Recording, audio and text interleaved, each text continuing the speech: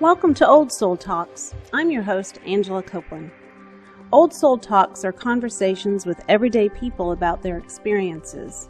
Through these conversations, we see each other's humanity, learn from their journeys, and understand hope and change are possible. After all, we're all old souls. In today's episode, you'll meet Tammy. She was once stuck in cycles of abuse and dependency. She finally felt free from the past and had a job that made her proud. But when she lost that job, her identity, she found herself back in despair. We start our conversation talking about her nomadic childhood and its effects on her life.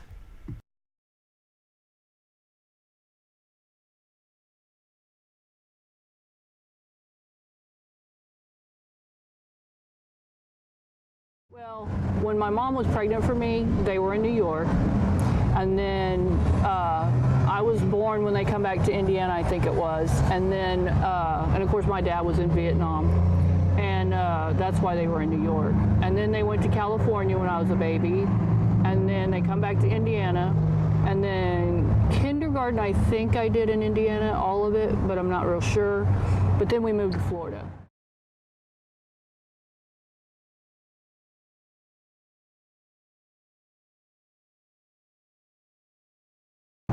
What's the point of making friends? We're not staying. I kind of got sarcastic, I think, and just was like, that's where maybe all that started, was just like, whatever, we're fixing to move. So I guess I was like angry about it.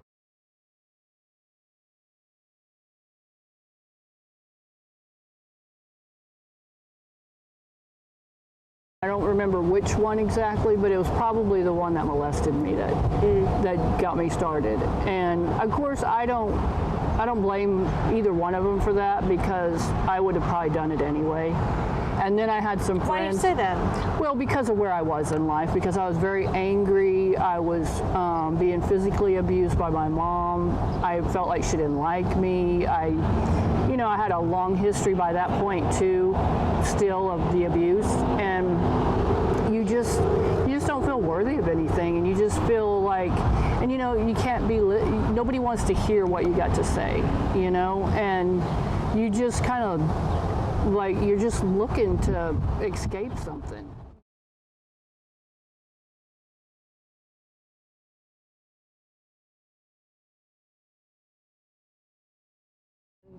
And then that's where I did LSD several different times at 12.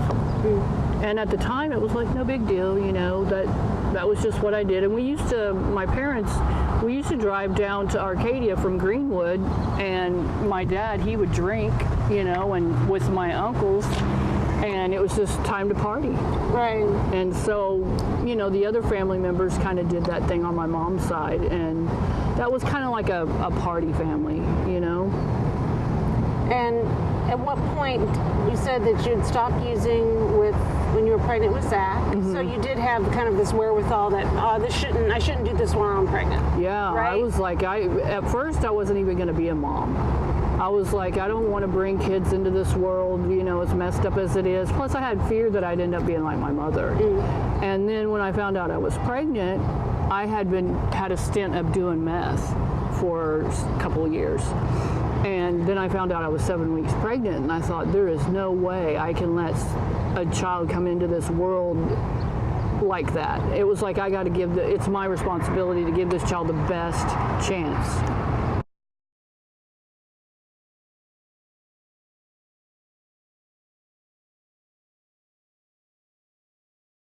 And nobody ever said anything to me, and it was one time after being a counselor, and I'm all clean and sober. I've been clean and sober for like years, and and I don't even think about that. My mom happens to tell me that they used to come and check on Zach because they were worried about him, and there was one time they came over and saw him eating grapes out of the refrigerator, and I was passed out on the couch. She goes, and that happened more than once. So that kind of brought shame on me for a long time.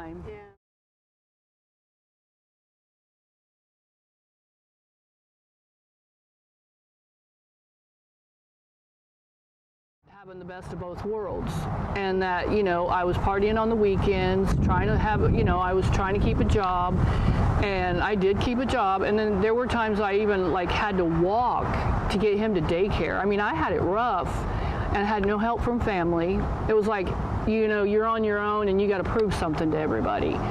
And so I felt like, you know, I was just me and him against the world. It was a battle all the time. I felt like that's just what I did most of my life.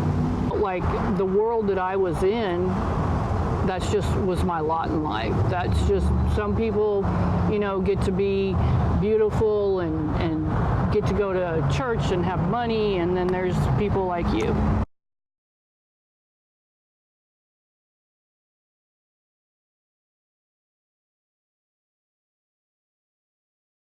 And I'm doing this printing thing on the, you know, on these electrical fuses. And I'm like, I remember looking out that door, you know, and I'm like, you know what? I know that there's more to me than this. I mean, it was like, just like for the first time in my life, I actually looked at it like, yeah, this is not something that I have to do forever.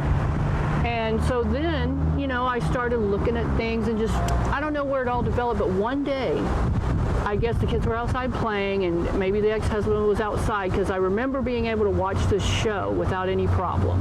And I remember which house it was in, what time period, and it was like 48 hours, that show kind of 48 hours. And I was watching this little girl, she was like 15, and they were going back and forth and saying a little bit about drugs and different things, but they were interviewing her, and the whole show she's trying not to do a shot of heroin. And at the end of the show, she did the heroin, and she started crying because she didn't want to do it anymore. But she didn't know what to do, how to not do it. And at the time, I had no clue about, you know, heroin, because that's one of the drugs I didn't do. But I had been in that moment, you know, and of course I had this old belief system of, well, if you quit, you just quit. So I had no knowledge of the whole thing, but it touched me, and it was like, I knew from that minute what I was supposed to do. And it was like, I had no idea how it was going to happen, because I was still working at that factory, but it must have been around the same time frame. And then it was like, I don't know if, because you lived in a different state, if they had NAFTA everywhere, where they took everybody's certain factories and they put it in Mexico because they could get Mexicans to work cheaper. Right. Well, the ghoul that was here in town was taking our jobs away. And so I was like, oh my God, you know, because I was still the worrier, felt like I had to control everything. And then there was an idea of us going to college, and the government paid for it. Well, I'm like, I'm going to go to the meeting. Maybe I could go to college, you know, because I always was kind of like, well, if we weren't so poor, you know, or if Mom would have let Dad finish architecture, we would have been rich people, and I could have went to college, right. You know, even though I didn't apply myself in high school, right? So then I'm sitting there, we're doing all the paperwork, and I'm like, really? Is this going to really happen? Because I have like 2 kids, and I've got a husband that doesn't take care of them, that there's no way this guy's going to help me, because he would quit a job, I mean, I was sole support, I did everything. Right. I mean, he couldn't even write out a light bill, for crying out loud, let alone pay one. So, but then there was something inside, you know, that was like, yeah, you're going to do this. So we started doing these little courses to get into college. And somehow I got to talking to one of the ladies. I don't even remember what I said to her, but I remember her telling me that I could go to counseling for free through the crisis center. They had an outreach. And I'm like, I'm not a battered woman. She goes, oh, you don't have to be. I thought I wasn't a battered woman. And so I started this lady, her name was Julie Oliver. I'll never forget Julie Oliver. This woman, she would be there for me no matter what. I mean, even after I graduated from the group, I still felt like I needed to, because I did individuals and finally did group. And the way I ended up in group was, I was still not a battered woman. And she had me go to this group because I said, I really want to start working on the sexual abuse issues. She goes, well, there's a group. So it took me like 3 months or more to even get to go to the group. And then I sit here, listen to all these women talk about getting beat up and stuff. And I'm like, why does she have me in this group? You know? And then I must have heard a story And plus I was going to college at the same time when all this was going on. And I realized that, just because I wasn't punched in the face didn't mean that I wasn't a battered woman. So then I went through that process. But while I was seeing her, I was working on a bunch of stuff. She had me do a bunch of stuff. And even after I had graduated, and I mean, I seen her for 10 years. This woman would I would call up and she would be like, yeah, I can have you come in at this date. And she would have me there longer than 50 minutes. I mean, she would let me just talk about everything throughout my day, and finally I would get to the real reason I was there. Right. And she would just go with it. And I didn't even realize that till later, because I didn't realize that I talked that much, But, and then I kept going to this group, and I ended up for the first time getting female friends. And the kids were actually going to group too. And so during that process, I'm going to college, we're doing soccer, I'm a soccer coach, he's a soccer coach. A bunch of abusive stuff was happening with him. And they were telling me, you need to leave him and all this. And I'm like, you know what, you guys want to give me something I can use? I said, because I'm not leaving. Because I had just started going to church for the first time. And somewhere in 95, I think it was November, I got saved. And I kept hearing about all this. You don't get divorced, you don't get divorced. So for 2 years, I prayed and prayed and prayed. And then one day I asked the right question. I was like, God, do you really want me to stay in this abusive relationship? What's the point of me going to college?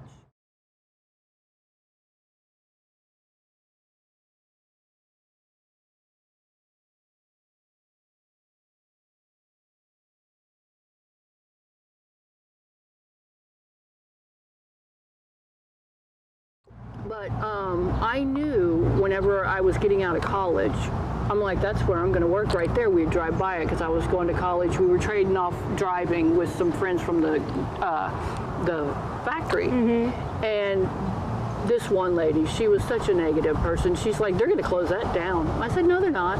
I just knew that prison was where I was going to work. I mean, it was just no question. And so the last semester, I had started doing practicum. You have to do 300 hours of practicum before you can become a counseling intern. Right. Well, I was doing it with communities in school, and it was like not getting anywhere. Start over on your practicum hours. Most people would be like, heck no, because I think I was halfway through. I'm like, okay. I mean, there was no hesitation.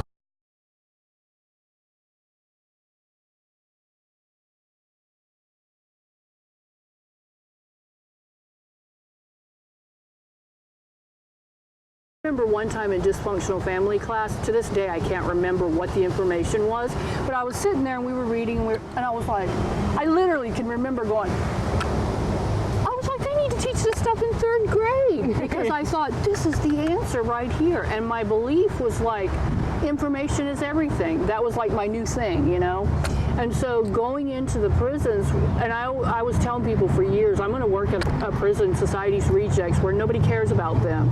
And there was a feeling that they're not bad people. Even though I didn't know, I guess, I assumed I knew because I knew a bunch of criminals and a bunch of drug addicts. So, right. I was one.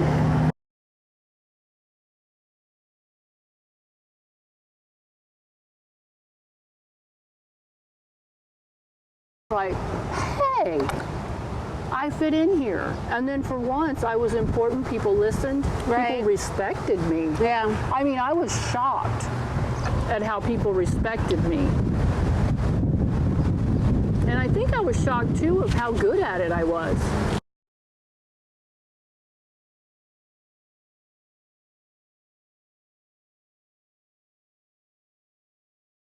Ended up finding out about the anemia to the point where I had to get infusions because I had like almost 0 red blood cells.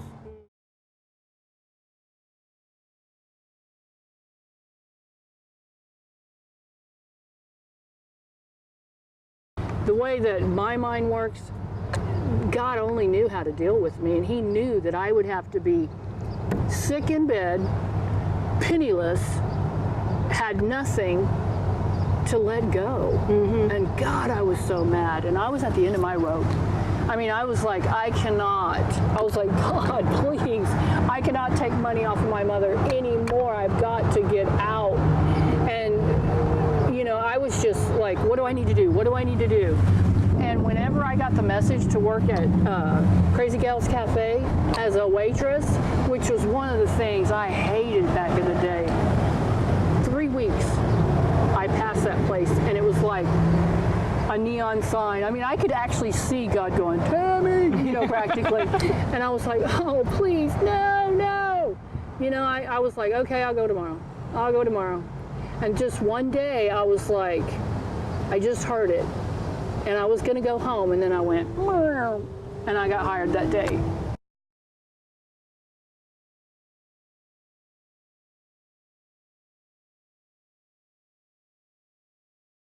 I had to tell everybody I was a counselor, Right. but I got sick because I didn't want them thinking I was a nothing. Right. Because I grew up a nothing. Right. You know, and I felt like, and I didn't even realize at the time, because I felt like, I mean, I was paying my own rent. I was in a nice place. I was going to buy my second car. I had me a home I was buying. Of course, I lost all that because of the first illness. But I was taking care of myself and my children and didn't need a man. I didn't ever want to be that person. I always thought that I wasn't that person, that defined myself by stuff and titles. So how are you defining yourself now? So if your role as in work as a counselor was one of those things that you used to define yourself, what defines you now? Well, and I know sometimes, but I don't have to tell everybody all the time, so I'm really happy with that. Actually, I feel really some joy right now because when I first started working at that restaurant, I would see somebody I knew, and I would have to tell them, yeah, because they would ask something, and I could just say, yeah, I'm just going to be here for a little while. But I used to feel low about being a waitress, and I don't know exactly how to define myself exactly, but I'm becoming more self-acceptant of where I'm at.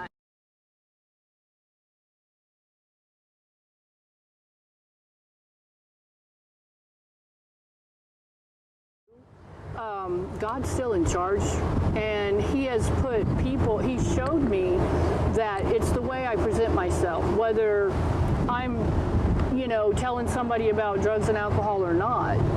Every day that you are around people and you just be nice to someone, I've been able to be nice.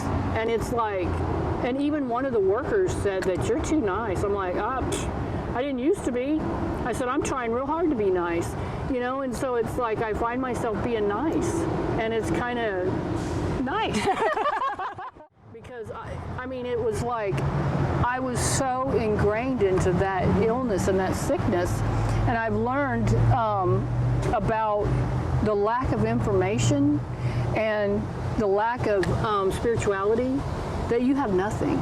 Because you're just, that generational, this world, everything just kind of is so overwhelming and so on you that I even got lost when I had some information. And then I, again, got brought back. And it's like, I know that it's not me doing all this stuff. And of course, you know, we forget in life and you got to kind of, you know, but my connection with spirituality is like the only thing that is why I'm here, who I am, everything.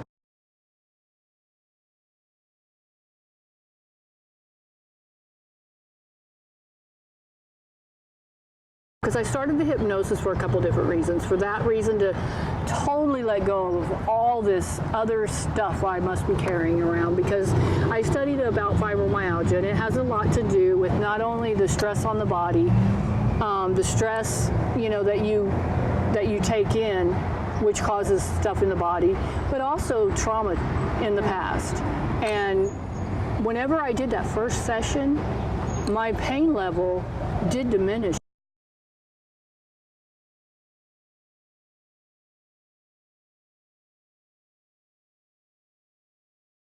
And I would implement yoga, art, nutrition, because to me, and I even told this when I was at the prison, that you have to have other things because you spend so much time searching for drugs or searching for bad relationships that you don't even know about. And then you got to have something else, you know, like the exercise, that because it's like the endorphins that the drugs release, you get depleted after so many years. So exercise is so important to kind of get that brain back healing and back right. And then the art is to get all that stuff out.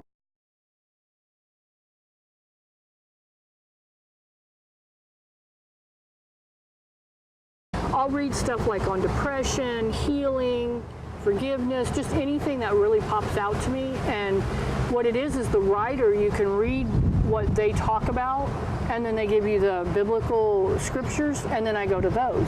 And so that's one thing I do to start the day out, you know, in a positive way. And then some days I have to do a lot of positive talk, depending on where I'm at. And then some days I'm just depressed, and I really have to leave the house to just kind of get out of it.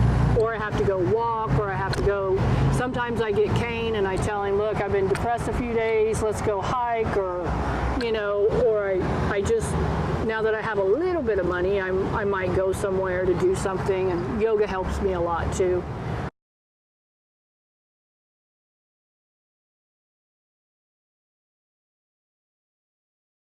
Kind of like, how much of this is a reality, how much of it is sabotaging or feeling sorry for yourself, you know, type of thing.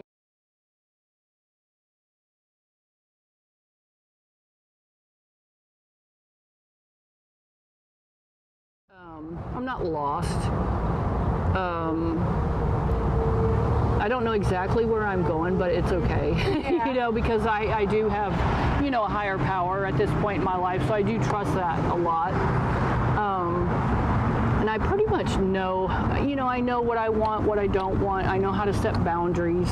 I don't feel like I'm trapped in any kind of situation, because before I just felt like I couldn't get out of, you know, it was always so hard, and you'd be knocked back. And even though I'm in a semi-battle, I feel like at times with my health, I still, today, I don't feel like, you know, it's as much of a battle, because I'm actually working, even though it's hard, and some days it's like hard to get out of bed. I feel like I have the information and the wherewithal to do it.